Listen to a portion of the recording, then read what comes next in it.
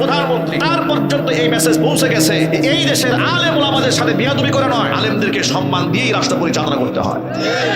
যার দরুন তিনি আলেমদেরকে সম্মান দিতে শুরু করেছে। সরকার প্রধানের খারাপ দেখলে সমালোচনা করবেন, ভালো দেখলে প্রশংসা করতে মনে চায় না।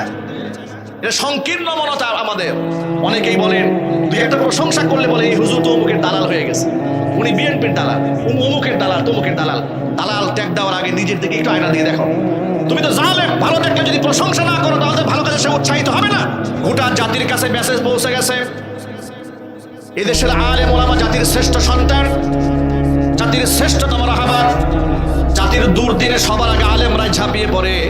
বৈশ্বিক সংকটের মধ্যেও জাতি যদি পড়ে যায় তাহলে আলেম সম্প্রদায় সবার আগে ঝাঁপিয়ে পড়ে।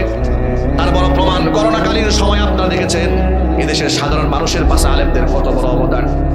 রাস্তায় রাস্তায় লাশ পড়েছিল, মানুষ কবর দিতে চায় নাই, লাশ ছুঁতে চায় নাই, গোসল করাতে চায় নাই। আলেমরা জীবনের ঝুঁকি নিয়ে লাশগুলাকে দাফন করাবার ব্যবস্থা আলেমরাই গ্রহণ করেছিল। ঠিক কিনা বলেন? ইতিহাসকে ভুলে গেছেন আপনারা?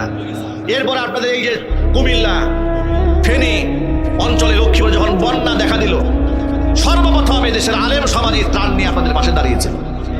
ঠিক না? ঠিক বলেন?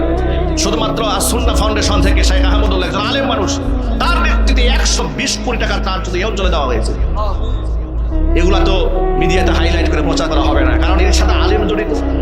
আলেমদের অবদান কখনো স্বীকার করা হয় না। যে ক্ষেত্রে সারা জীবন আলেমদেরকে বাইপাস করে রাখা হয়েছে, সরকার প্রধানের ধর্মমন্ত্রী কাইকুবাস সাহেব জাতীয় সংসদে যে একটা আত্মনাদ করে রবের সামনে কায়মানুবাক্যে যে মুনাজাতটা দিয়েছেন,